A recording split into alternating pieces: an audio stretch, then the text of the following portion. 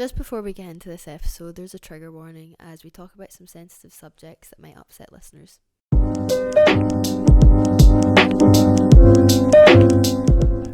So today, I'm joined by Bethany, a mid-size fashion creator from Glasgow, as well as posting cute outfits on Instagram and her Get Ready With Me on TikTok. Bethany has opened up a lot about her mental health on her social media, specifically her family history of schizophrenia. Bethany, how are you? Hello. I'm a little nervous, but I'm good. It's all good. Also, I want to talk after this about whether we're related or not, because we're both Livingstone. And it's with an E. And it's with an E. Yes. So we must discuss this, because we might be long distance cousins. Could be. I hope so. That'd be fun. Because it's quite rare to find another Livingston with an E. Because everyone always writes it wrong, and it really annoys me. I had someone write Livingston with like STIN once.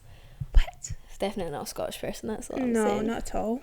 Damn. So, I just want to start from the beginning. Cool. When did you get into posting about body positivity on social media?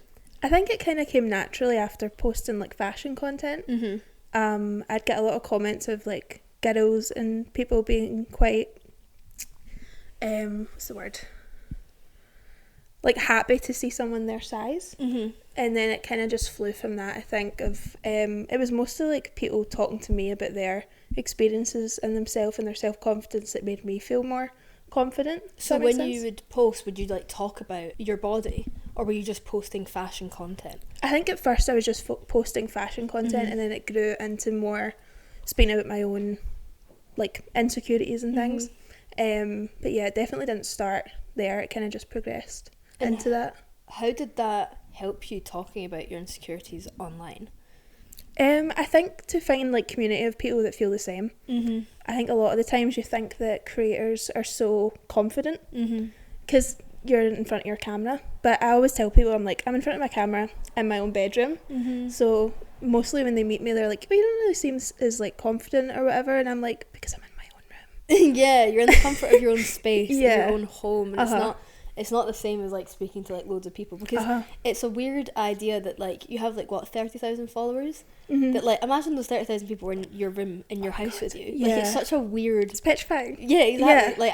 Like sometimes I actually got like a good 1,000 listens on like one of my episodes, and I just thought that is such a weird feeling, to like the idea of being in a room with like 1,000 people and like having a conversation while crazy. They listened. Yeah, I saw a TikTok of a girl at a concert, and I think it held like 60,000 people or whatever, and she was like, I have double this on TikTok.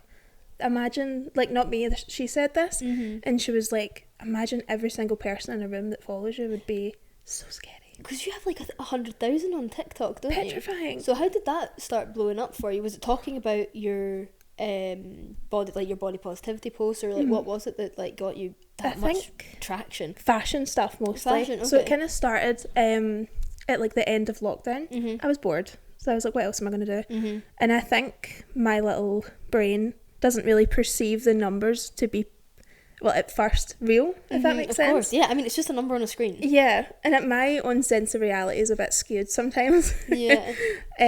So I think that helps, because I'm not like, people are like, how do you get the confidence to post? And I'm like, because my brain doesn't really register that it's people sometimes. So that's handy. But yeah, it kind of like started with fashion, and then I'm trying to think. It was like lockdown. It was mostly like TikTok. I remember going back to college, because my first year was fully online. Yeah. So I'd like made friends through the course, and then got back, and they were like, you like blew up over TikTok over the summer. And I'm like, I don't know what's happening. I just post. I think it was a variety of different posts, and then see if you just keep posting, some of them will do well, and that'll like, you can get one video to do well, and you get like a good chunk of followers, and then one day then the rest of the days you'll get like 4 people or whatever. I think it just depends. Yeah. And what was the reaction? Like, what kind of messages were you receiving? Like, even now, what kind of messages do you receive when you post about your experiences? I think like 90% is good most of the time.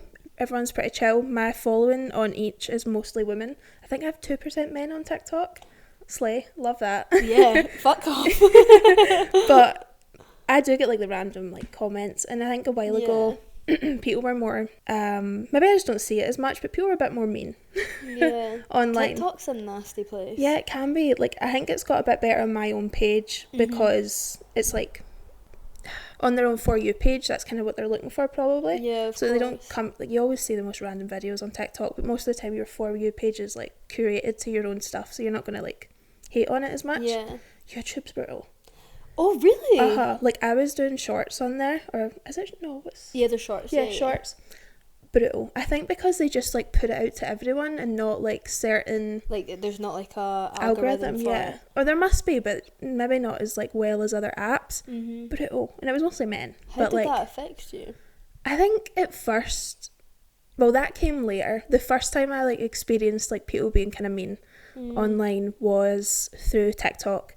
And this girl messaged me and was like, by the way, people are talking about you on Twitter. And Why the hell would she do that? That's exactly Why the hell would she do that? Yeah, just mind your own business That and is don't tell so anyone. Stupid. It's so bizarre. I don't understand That it. is so... And I'm sorry, she's not doing that out of like the kindness of her heart. She's doing that because she's being a cow. You're probably posting on there. Yeah. That's what I was thinking. That is so odd. Bizarre. And it was like eating disorder forums would post like certain body types as like a way for them to like continue their own eating disorders, if that makes sense. Yeah, it was kind of like low-key awful. But it was a while ago. So I think then when I was like the worst, like meanness online. That's terrible. Most of the time when it's for men, I don't really care. But women, it like hurts more. Yeah, of course. I think there's like, you know, women look out for women. Yes. Do you know what I mean? At least you would hope so most of the time. And most of like the people that you are friends with and you online are mostly lovely. So it was a bit of a shock. And it was like around the time where I was a lot smaller as well. So like sometimes that comes into like my head. But I just don't check. I like went and checked that time and was like, I can't do this. Is body image something that you've struggled with since you were younger? Yes. And like always, pretty much. And do you know where it might have stemmed from? I think a lot of insecurities kind of came from when I was hospitalised, because I was with other people that had eating disorders and they were quite vocal about it. So I think being in that environment, I was in for like altogether, I think it was 14 months with like a gap in the middle. Oh wow, okay. So like constantly being around people that would speak about that, speak about their own image. You're seeing people who are like tiny and like going through their own journeys with eating. I think it kind of was hard on my head a little, if that makes sense.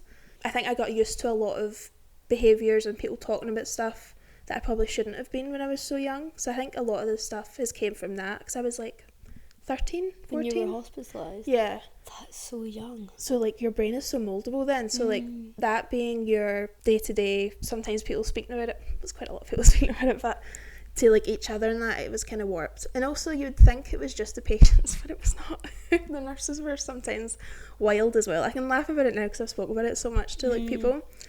But yeah, people are wild online in real life sometimes. Can I ask why you were hospitalised? Yeah, so I was 13 and I was hospitalised for at the time they didn't know what was wrong. They just knew that I was... So I'm going to use how people say it on TikTok, unaliving one to that type of situation. But that came from a lot of stuff that I didn't speak about. So like they just, not just saw that, but they saw that. And then I was hospitalised, and as I was in there... So you were talking about that online? No. Oh, so sorry. That was why I was in hospital. Right, and you were only 13, 14? Yes. I'm so sorry. It's okay. So young. Yeah, it was quite young, but yeah, it was... But that was why. And then as the time I was longer in there, I got like proper diagnoses and like medicine, and they figured out what was wrong. So when you were younger, so obviously you were like 13, 14, how long before that were you just not feeling good? A while, yeah. But I didn't tell anyone, so I think that made it worse. It kind of like brewed inside, if that makes sense. But I can look back at my childhood and see like signs of like schizophrenia.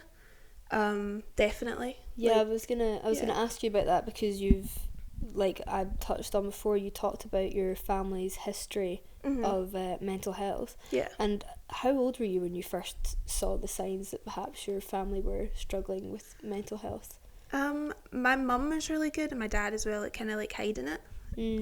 So it was on both sides of your family? Yeah, both sides. But I think the only time that I knew what was going on, my mum was hospitalised when I was younger. And then my dad was. So, like, my auntie looked I think it was only 2 weeks my dad was in or something like that. So my auntie looked after us. But I think that was when maybe me and my brother really understood that they had their own mental health struggles. I can't give you an age, but maybe I was in primary school, because I remember our head teacher gifting us pencils randomly as a like sorry your parents are in hospital, here's a brand new pencil, here's some coloured pencils. I took and I loved, but it's kind of funny to like look back and be like, oh, people back then, and I'm not even sure if like it's changed now, but I really think that people just had no idea how to deal with it. Oh yeah. And it was like there was such a stigma around it. Mm-hmm. Do you think that there still is a huge stigma around mental health, and specifically being schizophrenic? Yeah, I think so. And I think it's also people find it hard to believe that I am, if that makes sense, online. I feel like I'm always having to reply to a comment to be like, no, like, you're too young or whatever, you were too this or too that. And I'm like, yeah, but because you see mental health through TV and like... And the way they portray it isn't... Yes, or on the news, and it's like bizarre. And it's obviously a spectrum, is it not? Completely. And also I think my mum and dad were never ever violent. They were loving, they weren't abusive. It was, so I didn't see mental health as that. My mum and dad hid it from us mostly. My mum spoke about that later, because she kind of got asked a lot, and when I was in hospital, like, did I take these behaviours from her, or did I see things that she was doing? And like, I don't know if they were trying to blame her or like trying to give her some sort of like guilt about it. You don't say that to someone's mother. And my mum was like, no, and I said as well, I was like, half the stuff my mum's told me now I never knew that she dealt with when I was wee. So it was weird for them to be like, well, did she maybe get this off of you? And I'm like, no, I never knew anything to do with like behaviours or like whatever from my mum. How was it to discover this about your parents? It was so long ago. I think because to me, I never saw the behaviours of it. It was just, that's my mum and dad, if that makes sense. I never saw any of the like struggles that they went through because they had it. But I think after that we spoke about it as a family. So like my mum would tell me stuff, obviously not stuff that would be harmful, but just like that sometimes she's on meds, and my dad's been on meds since longer than I've been alive, and I knew about that. So it was kind of known. We spoke about it as a family as as we got older, we'd speak about it and things. So your family's always been very supportive and I think open. My mum is the reason that I was ever taken seriously to be like diagnosed and things.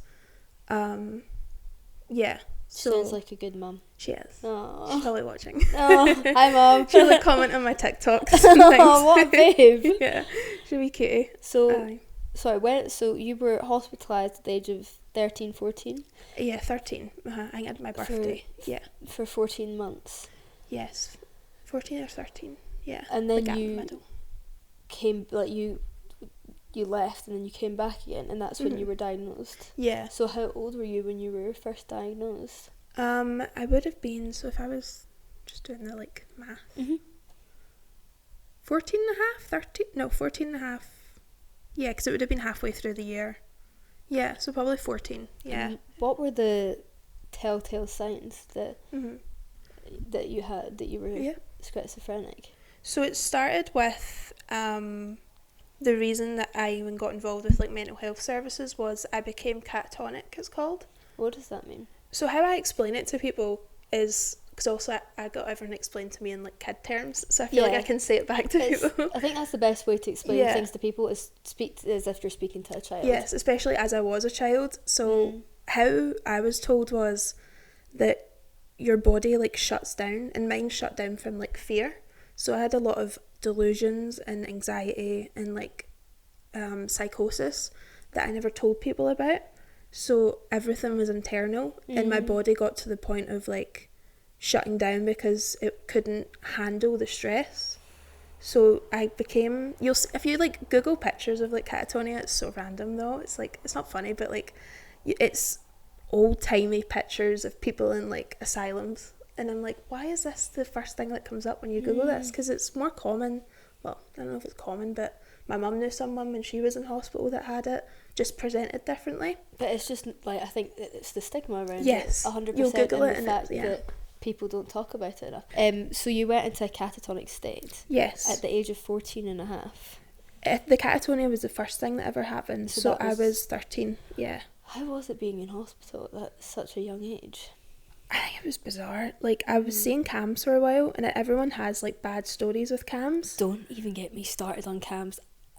It is like but I went to cams because I was suicidal at the age of like 16. I really struggled with my mental health. I was having a really bad time in school. My dad had had an affair. I'm really airing my dirty laundry here. And he'd just been diagnosed with terminal cancer, and I was having an awful time, and I was like, I just want to die. I just want to die. Went to cams. They told me to have a bubble bath. I was about to ask you, did they tell you to have a bath and a cup of tea? It's bizarre. They literally was like, maybe you just need to relax. And I'd like started getting like, you should never say like touches of OCD, but I was starting to like do like repeated behaviour where I was like folding and unfolding clothes and like organising my room at like 2 a.m. and stuff, and like just reorganising stuff. And they're like, so maybe don't do that, and maybe you'll feel a bit better. And I was like, I never thought of that. Thank you. Bizarre. Sorry, back to your story about cams. It's insane. It is bizarre. It's so insane. Yeah, and I think it doesn't help with the stigma of like mental health as well, because it just creates new ones of like them being terrible. Exactly. And like I was bulimic as well, and they were just like, don't do it. And I was like, you're fucking right. You're so right. Yeah. So you went to cams. Yeah, and surprisingly, they done well. Oh, okay. That's the first time I've ever heard that. Yeah, anytime I speak about it to people, they're like, what? And I'm like, how terrible is that? That it's like so bizarre that they've done a good job. But I think if my mum wasn't my mum, like how she is and how she acts, they probably wouldn't have done well, because I wasn't in a state of explaining how I was, because I was in complete denial. I didn't even like want to go to the GP originally. It was basically like, well, if you don't go, he's coming to you. And I was like, ugh. I wasn't like that. I was like, God, no. But yeah, cam's actually done pretty well, but I think it was mostly because my mum was like, something's wrong with her, like really wrong, because my catatonia presented more, and I don't know the exact words, but I think it was like hypercatatonia, where I wasn't completely still for like hours, which is like the usual thing, that you like lie in certain positions or you're sitting like in weird positions. Mine's was quite hyper, where I would be like pacing and things, so it like presented differently to how my mum had saw it in hospital. I remember, it's kind of funny but it's not, my mum would like phone my auntie while it was happening and be like, this isn't normal, like what, I think I'm gonna have to take her to the doctor. And my auntie was like, she's just going through a phase, she's a teenager. Yeah, like literally like TMI, but my whole life was like in shit, so I was pacing and like not going to the bathroom and things for like certain times. Oh, wow. So literally like it's a phase. Defecating on the floor. Yes, it was like, I can like laugh about it now, but my auntie was like, she'll be fine, she'll get through it. And my mum was like, no, that's not a phase. It's not a phase. That's something big. It's not a phase, mum. It's not a phase, mum. I'm not doing this like out of like being an angsty teen. So I think with my mum and dad also having their own mental health struggles, it helped me get my mum was my advocate for stuff, to be like, no, this isn't normal, like you just need to deal with this. Because I think if it was, for instance, I was like my auntie's child, she would maybe brush it off and not view it and not know about mental health.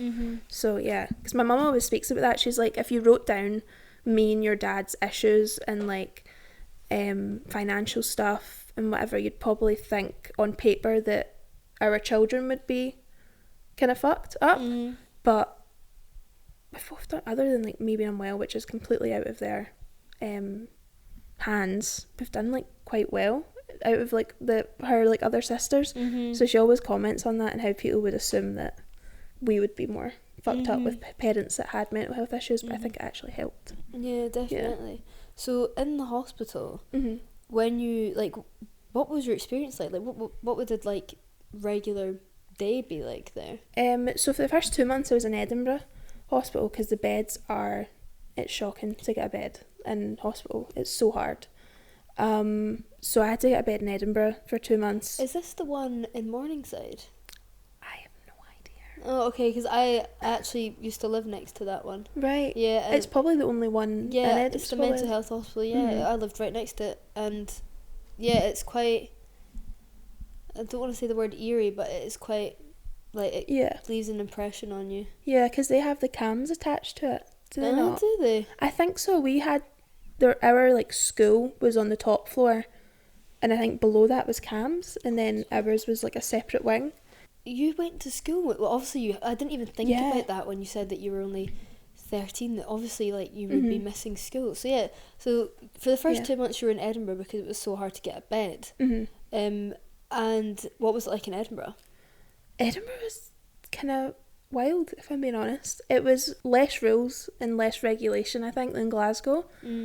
So my first experience, I'd never been in hospital before. It was more, I don't know if laid back's the right word, or maybe like they didn't care as much. I don't know, or the like legislation or whatever that's in place for them to like act a certain way was not the same. I got a shock when I went to Glasgow of like how strict it was compared to Edinburgh. Oh, really? Yeah, like you're meant to do like safety checks and things every 15 minutes. They didn't do them. Like, they left people alone. Like, I remember I could just sit in this like hallway for like hours and no one really checked on me, and I was like, this is wild.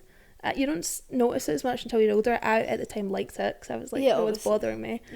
But yeah, they didn't check to see if the people were like going for dinner or like going for lunch or whatever. That's insane. It was wild. I remember they gave us like a side room that we could like an arts and crafts room we could like do up, and they never seemed to come check on us. Yeah, they must have certain people in the ward that they would check on, but I just remember it being a bit more mental, and the bank staff and the nurses were a bit more, the bank staff were a bit more strange because they'd come from other places to like obviously be there, so like some stories that they would tell us was a bit weird. So my Edinburgh experience overall was strange. And you were only 13. Yeah, and you'd been hospitalised, and these people were essentially neglecting you. Yeah, when I look at it now.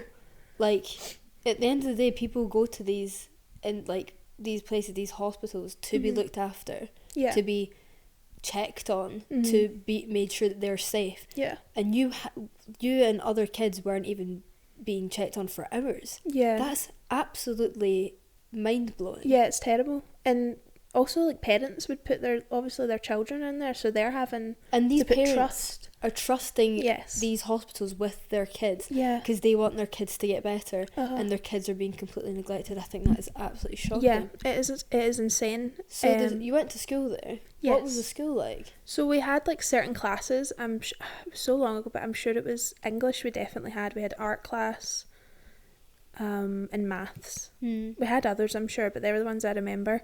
And it would be like school. You'd wake up at a certain time and go to school. That was something they did enforce more, was making sure you actually went. But yeah, it was more like, not one-to-one, because there was like probably like 4 other people in your class, but it was more intimate. And yeah, from what I remember from the Edinburgh one, the hospital was like, not the hospital, the school was alright. The teachers were nice, I think. I'm sure they were. Don't have any.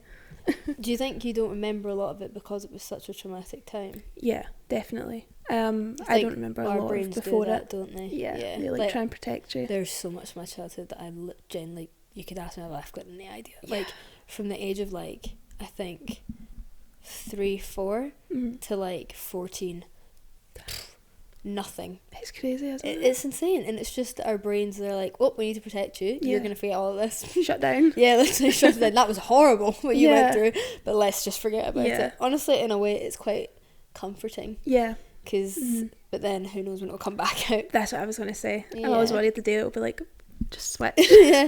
Oh, here, do you remember this, and this? Oh, that was awful, wasn't it? Yeah. So, did you make any friends, actually? Yes. Oh. And I still we all follow each other still. But yeah, we don't talk often, but we all keep an eye on each other. And also there's this like, there's like this whole mutual understanding and respect, and like maybe even like a lot of love for each other and just 100%. like wanting to make sure that you're all okay. I like sobbed when I left. Oh. Because like you make friends with these people that you see every day. Yeah, and there was one girl that I'd never met. Random. I never met a gay, like a lesbian. A gay. Oh my god, I can't believe I said it like that. A gay. Like, don't you have a girlfriend? I'd never met one of those gays before. Oh my god. And now I am one. Yeah. I'd never met like a lesbian at my age. But I'd always been, I kind of like knew in myself. Yeah. So like I was really close to her. I had a little crush, I think. And I think I like came out as bi then. From like meeting her. But yeah, I made friends, and like you're seeing them every day, but you're also seeing them like struggle a lot. So you have this kind of like community almost to help each other and make sure each other's all right, and you're like looking out for it, because you don't want like someone to be doing anything. So like, you could hear from like your friends that you've made stuff that they're maybe wanting to do, or stuff that how they're feeling, and some of us would go tell nurses and things. Like you look out for each other. Yeah, of course. It's not like you want everyone to be okay. Yeah, exactly.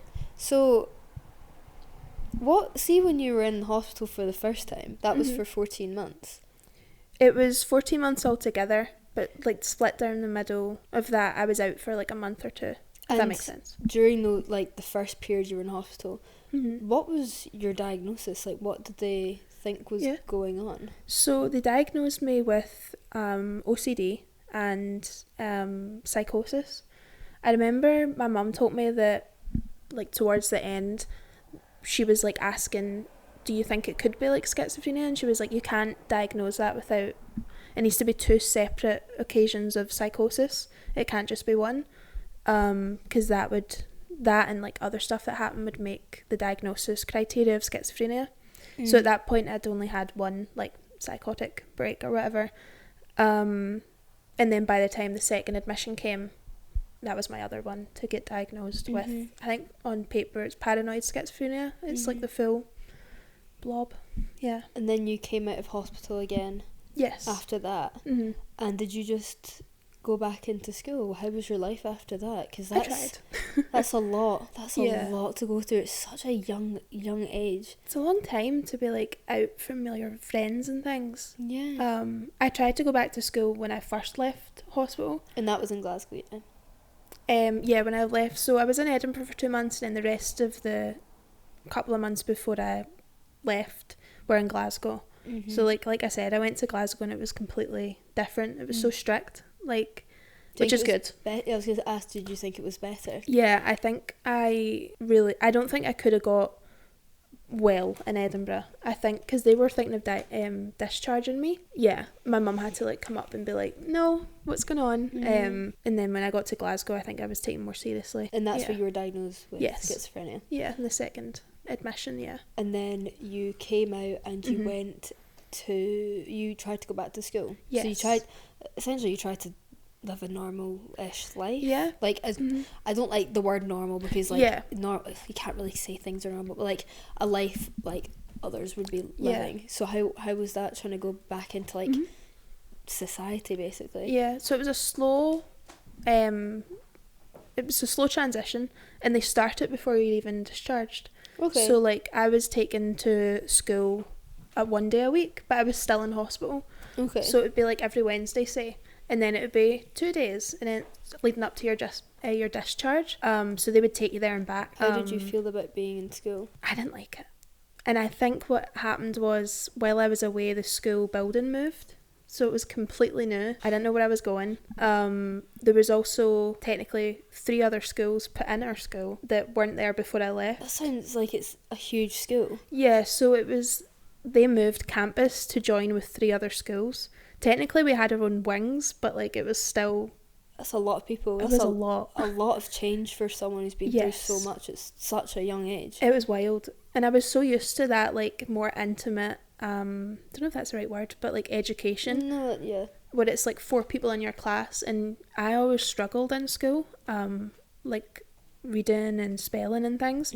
So I think having that like really small classroom helped. So then going back to school, it was so like so anxiety. It was so anxiety inducing. And at that point, when I was discharged, they put you on meds until you're well enough to, and therapy until you're well enough to be out, but you're still not fully well. It took years of like still going to CAM, still going to therapy, to like be well enough. I could probably go to school now, but it was a lot to jump back into for school, so I ended up patching. So how old are you now? I'm 23. 23. Oh, have you just turned 23? January. Oh, we're the same year, babe. 2000 babies. Love that. So obviously that is just so much to go through. Sorry. At such a young age. So much information. No. So, like you said, you tried to go to school. Yes. Did you end up like just stopping at 16? I'm trying to think. I think I tried longer than that. And it just got, so I was on a like reduced timetable. The school were all right. Okay. With it, but also like It's down to lack really. of education. Yeah. Completely that. They didn't really understand, now I was discharged, why I couldn't just come to school. They thought it was like, oh, but you're like, if you got discharged, you're well. Because I know, it's crazy. Jesus. My, what's it called again? It's a Your generational guidance. thing. Oh yeah, my guidance teacher would come to meetings in hospital before discharge and be like, oh, well, so you just come to school, like, whatever, and it'll be fine. And that carried on afterwards. Why aren't you better? Yeah. You've been away for so long. You got all the help you needed. You're on meds. Come on. Come on, snap out of it. Yeah, exactly. It doesn't work like that. And No. it is down to a lot of lack of education, lack of understanding. And also, I think people are too scared to face it. Yeah. I think they don't want to know how bad mental health can be. And I previously spoke to a boy that I had on my podcast who his mum took her own life, and she was in the hospital in Edinburgh, and she had psychosis. And one thing that he said that has stayed with me is people aren't prepared to face how bad mental health can be. Yeah. And that has stuck with me because it's just so true, and people just want to bury their head in the sand and not deal with it, especially like obviously, like you said, because your mum had been through and your family had been through what you'd been through, they understood. Yeah. But for people whose parents wouldn't have understood, it must be so terrifying. Yeah, I've heard comments through the like grapevine of other parents to be like, is she still on meds? Like, that's weird to give like that much medication to a child, or weird little comments. And I'm like, but you don't understand. I think that's also a way of not facing it. Yeah, I've heard comments from people and things like that about they just don't want to face it, basically. Of course. That things can get like really bad, especially at a young age. Like, I think people don't really realise. And also, it was obviously not just me. Like, every single bed in the ward for the whole time I was there was full. That's insane. People would come and go, but a bed would never be open for longer than like a day. Because that's so scary. Yeah, it was. And really sad. Yeah, it's so sad, and especially as they're only as, I think it's only 2, but maybe there's 3 wards, but I think there's only 2 in Scotland. 2? Yeah. 2 in the whole of Scotland? I can fact check it, but I'm pretty sure it's Edinburgh and Glasgow, because people in my ward came from the islands, like some of them. It was, so there's not, and in the ward in Edinburgh there was, I think 8 beds, 10 beds. What? That was it. And then in Glasgow there was... No wonder they were always full. Yeah, there was 3 wards with 8 beds. And did you all have to share a room? No, so it's private rooms and private bathrooms. But there was 3 different wards of like levels of like security type of thing. So, sorry, we went off a bit of a tangent, but for school, so what age were you when you left? Oh, I can't even remember my exact age. I think... Did you do your exams? No. Yeah, fair. Yeah, I completely patched that. Yeah, so that I kind of fucked my exams, to be honest. Yeah, like, I just couldn't... I knew that, it was just too much. I think trying to like even get into the school was hard, never mind trying to do that. But I think I managed to... I think I went to school every so often, enough that I didn't get expelled for not So maybe like a few times a week I would try and go, but it got dwindled and dwindled down until I pretty much didn't go. But I can't give you an exact age. Did you have pals at school? Yes. Good. Are you still friends now? Yeah. Oh, okay. So you had a really good support system when you were there. Yeah, That's very, like, that makes a world of a difference. Yeah, exactly. I knew, for instance, I had a table in the canteen I could go sit with. Oh, okay. That, honestly, when you're a kid in school, like, especially what you're going through, that you need somewhere you can, like, yeah, exactly. I think before I got, like, unwell, I had that group of friends since, like, primary school, so it was easier, I guess, in that sense, to come back to have, like I said, a table in the canteen room, because, like, walking in there is scary, never mind when you've not been. Of course. Yeah, especially, like, school has, like, rumours and things that they make. Thought I was pregnant, thought I died, like, kind of wild, because you don't have a phone when you're in the ward. You have a Nokia brick that you're given. So how were you treated in school? So I think for the most part, all right. I think when people wanted to say something, they didn't tell it to me. Yeah, of course. That's just how school works, isn't it? Yeah. I had the random, like, I heard she's went crazy and things, but yeah, I think that's lack of understanding. Kids. Yeah, they just exactly. don't get it. It's not something that they're educated on. Yeah. So what did you do after school? Did you go into work? So I'm trying to think timeline wise. I was with CAMS this whole time still, and I think I started a charity that would send you, it was almost like you don't get paid to go to, like, for instance, it was a dog groomers, and you don't get paid to go, but you can go every, like, once or twice a week. Okay. What's that called? There's a name I'm not for sure. that, I'm sure. So were you just volunteering at a dog I guess it would be volunteering, but it was through a charity. Oh, okay. And it was to try and build up my social skills. So I think it must have been after school that happened, and it was lovely. I went a few times a week. And you love dogs, don't you? Yeah. And honestly, I think animals are just so great for mental health. There was a dog in the hospital that would come every Tuesday. Sky, she was called. She was a golden retriever, and I think she still does it now. My dog was going to become a therapist, but he's just too excitable. Like, he loves people, but he's just too excitable. Like, and also his tail is so powerful. Like, if he went into hospital, he'd literally end up pulling a plug out. Like, genuinely. Oh no, that was another thing that happened after hospital. We got a dog. Oh, yeah, which again makes such a difference. For people's mental health. Yeah. People don't realise, like, the power of animals and how much they can help people. They give you routine. They're man's best friend. Well, we should say human's best friends. They're human's best friends. Yeah, like I was asking for years since I was wee for a dog, and I think when I came out, I kind of, like, stopped asking. And I remember we had a nurse in from the HIT team. They're called. They come, like, every day, and she was like, "Have you ever thought about getting a dog?" And I was like, "Mom, you're listening to this." The nurse is telling us for my mental health. Part of our therapy. So we got a dog. So you were working in a dog groomers, and then where did you go after that? So I started going to a college course. So it was woodworking, and it was once a week. That sounds so fun. It was so fun. It was all men, and they were lovely. Teaching me how to. I built a bench. That is sick. It's in my mum's veranda. But that was something I'd went once a week, because I knew I wanted to do, like, a college course, but I knew at that point my mental health was a bit still shitty. So I was still, like, seeing CAMS, like, once a week, and I started the woodworking for a while, just one day a week. I think it was over that time that I transferred to adult services. And then I think I ended up doing 2 days a week, and then following that I was like, okay, I want to go to college and I want to do photography.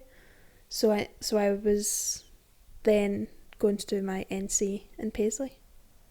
Yes. And then do you think the photography got you into content creating? Yeah, I think so. So then after that, it was basically full-time content creating? I think I only technically am full-time for, like, a month or two now. Congrats. Yeah, because obviously, like, sass and things. And you're with my lovely Emmy. Yes. I love that girl. She's an absolute angel. Yeah, she's an absolute babe. Love Sophie as well. Yeah. Oh, such nice girls. Yes. Such nice girls. And Eva, have you met Eva? Yes. Oh, Eva's lovely. They're all lovely. Yeah, they're absolute babes. Really, I really loved having them on the podcast. Sorry, back to you. No, love them. So see now, if you don't mind me asking, Mm-hmm. what are your symptoms like now? Yeah.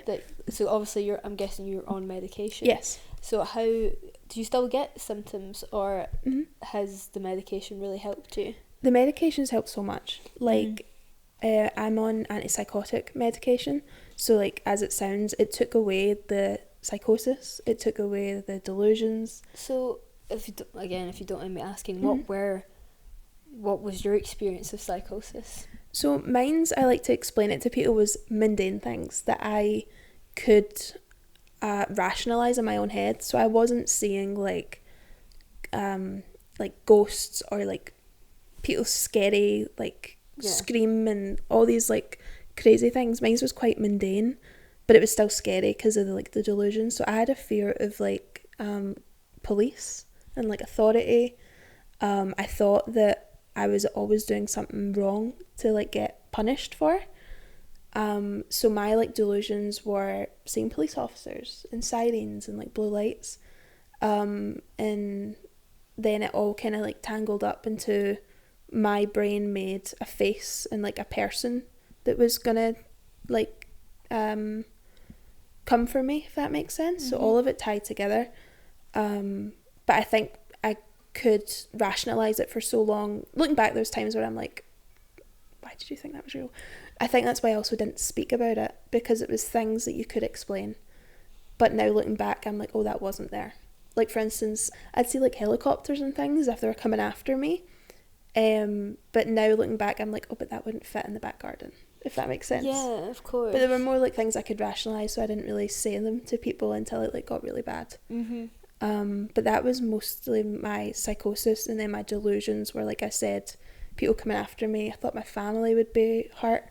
I think after my brain got used to so long that I could get hurt, it kind of developed more into family and friends, and then it like went from there. I think the delusions were like the scariest part, because it fed into everything else. Fed into my like OCD, my anxiety. Everything was like tangled up. So I think that's another reason meds have worked so well, because the medication kind of untangled that, and it made me be able to work on my anxiety and work on my OCD. Yeah. And how are you doing now? So I'm doing really well now. I don't have any positive experiences, they're called. So like you get positive and negative symptoms of schizophrenia, and it kind of sounds like, oh, the good and the bad ones, but it's things that add to your life and things that take away from your life. So things added to your life are psychosis, delusions, maybe like catatonic behaviours. They're added. There's something, not something you'd usually do. Things that take away from your life could be really tired, loss of appetite, lethargic. So I'm dealing with, and a lot of other people with schizophrenia, when they've dealt with psychosis, deal with a lot of the negative symptoms. My dad, for instance, deals with a lot of them, even like now. So I'm dealing with them, and my OCD's got really to a good spot. I have a few little behaviours but they don't have the scary delusions behind them. It's kind of my head just being like, just in case, instead of being like, everyone's gonna die, if that makes sense. And I wanted to ask, you mentioned that are you bi?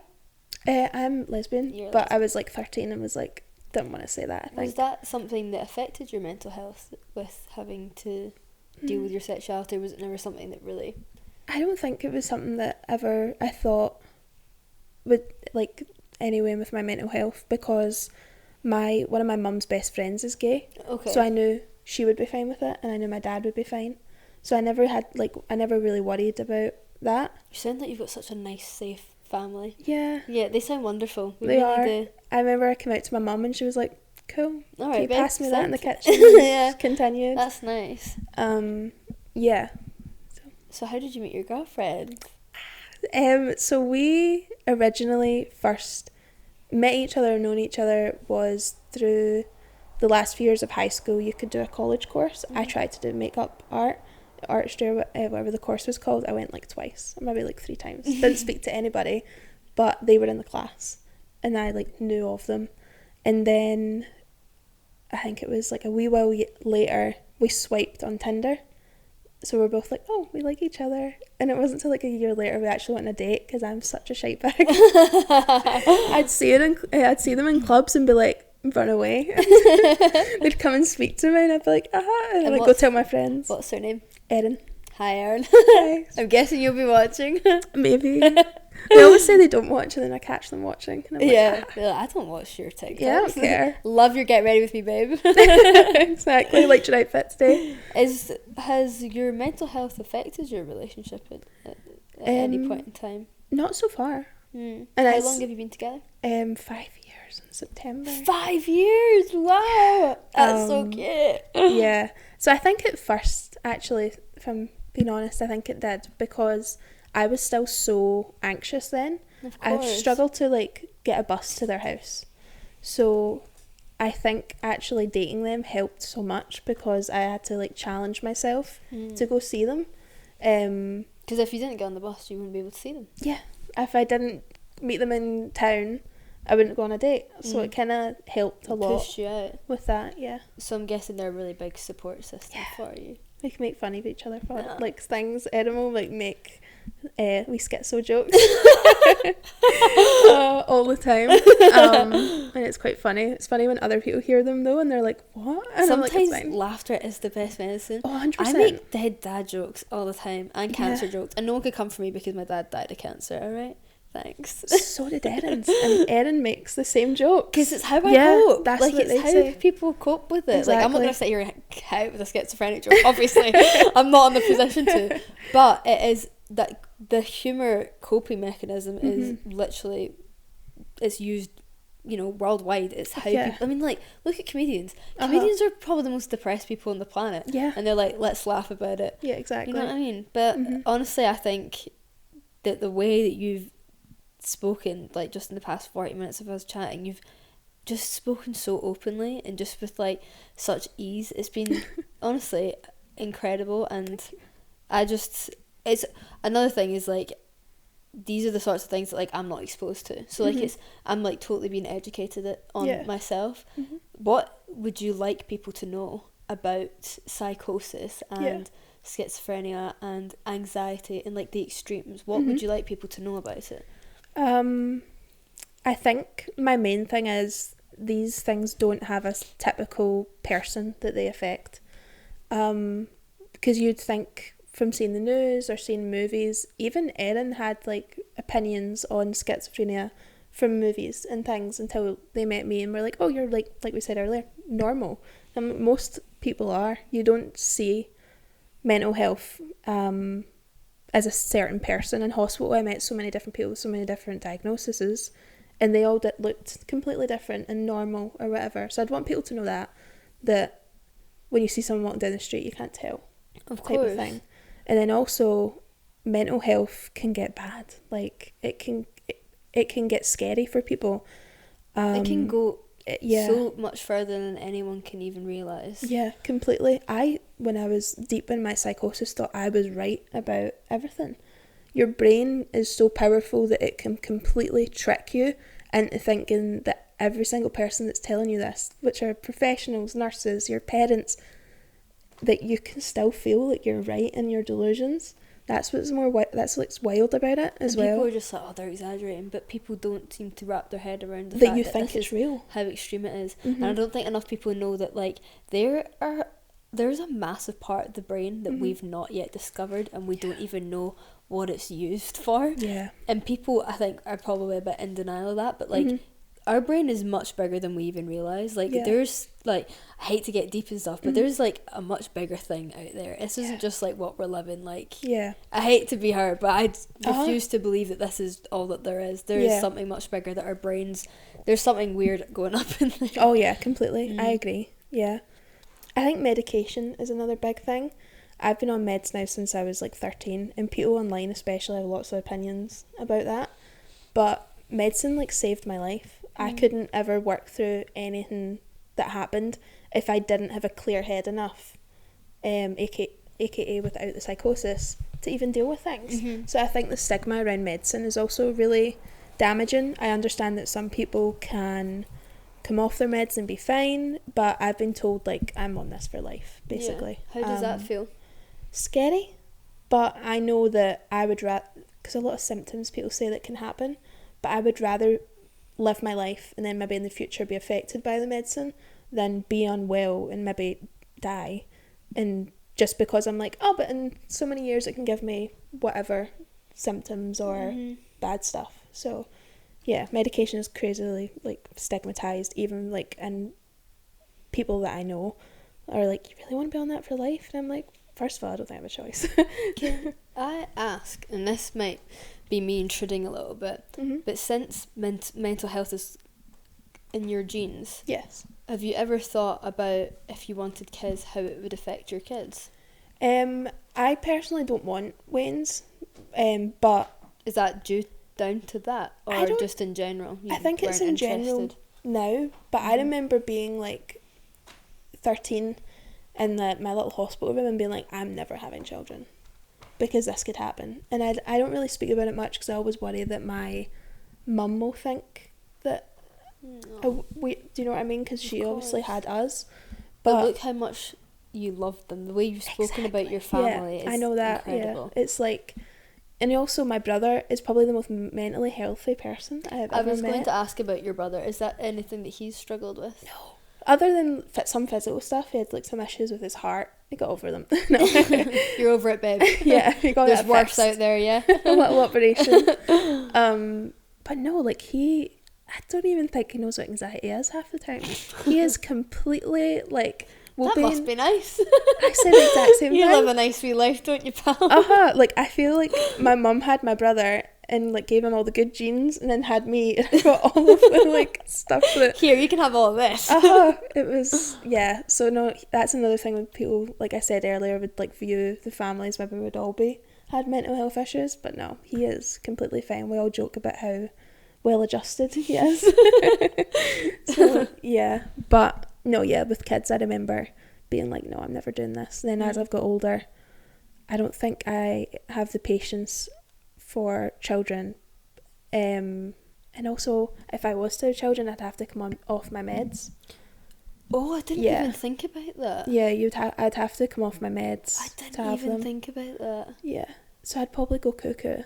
Or you could just adopt. Oh, there's plenty of kids out there that need. Exactly. I've thought a lot about, like, obviously, like, I've not suffered the same as you, but there is mental health that runs in my family, especially on my mum's side, and I've always thought about it, like, but also not even that, just like purely the world that we live in, and the way that it's going. I would love, like, honestly, I love the idea of being pregnant and just having a big belly and just cutting about.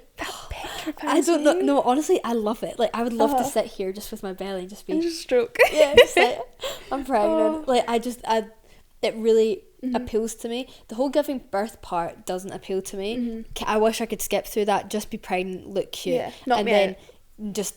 knock me out, take it out. I don't want to deal with any of that. But I've thought a lot about adopting, just purely because I'm like, there's so many kids out there that that need it, and then I wouldn't be adding to the population. I'd just be looking after someone that's already here. Yeah, I get that. You know completely, what I mean? Yeah. But yeah, it's a weird one. I think especially in our generation, I think less people are having kids and more people are like worried about the future because of how fucked up the generations have made it for us. Yes, exactly. And especially with climate change and everything. Yeah.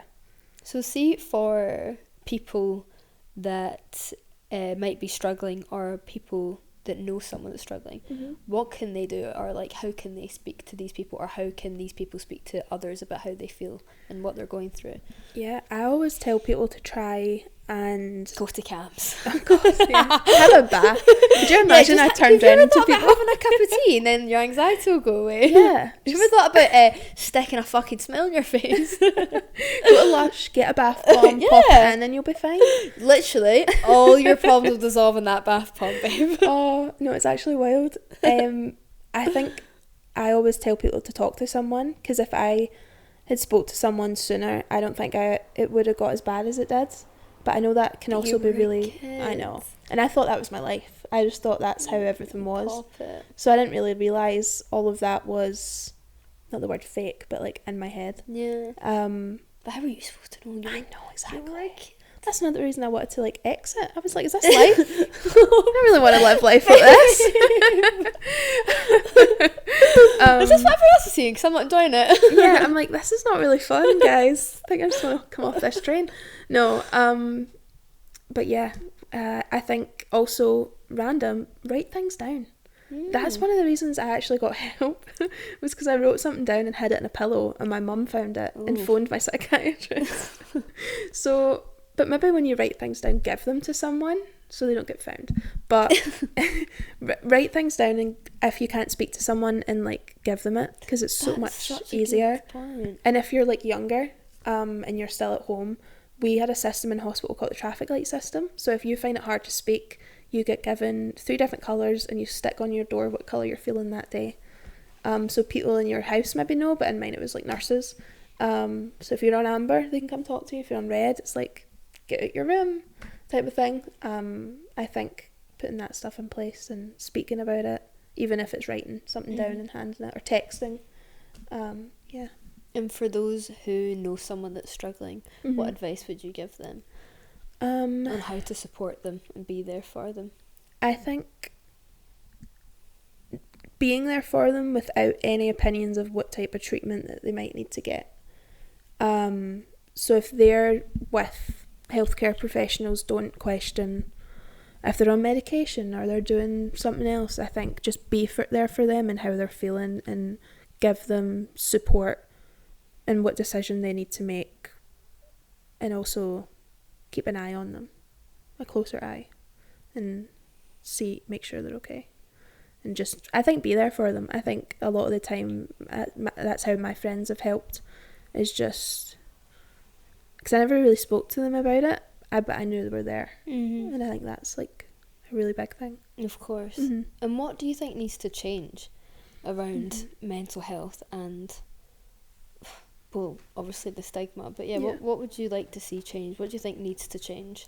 I think speaking about it is like the main thing, because I was so tangled up that I knew so many people with mental health stuff that I thought people did speak about it. And then as you like get out of hospital, and like Erin's mum and that like didn't know about it, so they had their own preconceived judgment. So I think if you speak about it more, then more people can view you as not a random crazy person. And also like it's a whole different tangent, but police treat people different that have mental health issues, especially if they've got it on their record that they have psychosis. They can treat you differently.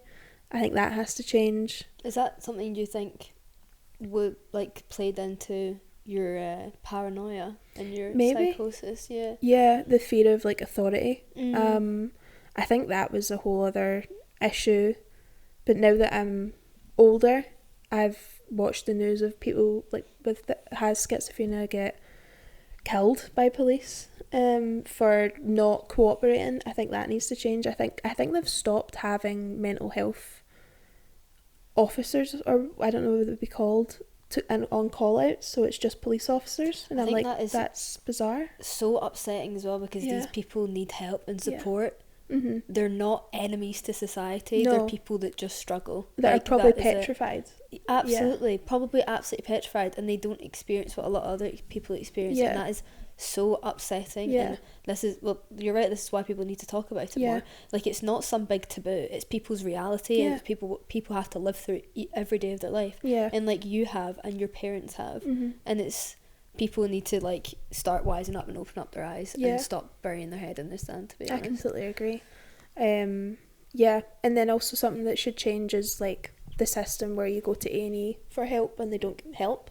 And wait around for like 5 hours. Yeah, exactly, and then get kicked out because you're not deemed as like sick enough. That is insane. I know so many people that have went A&E on their like last hope and been like straight away. I remember speaking to police officers in A&E that were there for someone else, and they were speaking to me and being like, yeah, we've had people here injured, they basically patch them up and send them off and they do it again. It's like there's no system in place that's good to help, and apparently psych wards are just getting worse. There's a total lack of funding, education, the government not caring. Too many bank staff coming into wards that don't know patients. They don't know circumstances. Some bank staff are nice, some bank staff are awful. And this is why the NHS is getting absolutely crippled, is because of funding, and it's something that I spoke about with that boy Chris, and about the hospital that his mum was in. He was like, it's declining rapidly, and it's terrifying. Less and less nurses. Yeah, and it's something that we all should be talking about. Like, we're all human beings, we all should be looking out for each other, and I think that is the most important thing at the end of the day. I completely agree. Honestly, this was such a lovely chat. It was so nice. Yeah, I really, really loved having you on, and I really think you're going to make a big impact on people when they listen to this. It's been wonderful having you on. Thank it's you so for nice having me. Yeah. No, you're so welcome. Thank you so much, Bethany. Yeah, thank you. Aww, that was so lovely.